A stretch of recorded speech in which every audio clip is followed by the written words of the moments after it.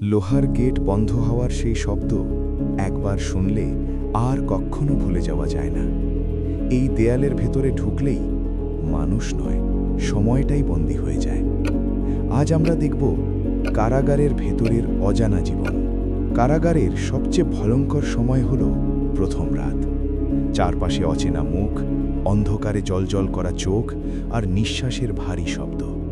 অনেক বন্দী বলে, এই রাতে বোঝা যায় এখানে দুর্বলদের কোনো জায়গা নেই।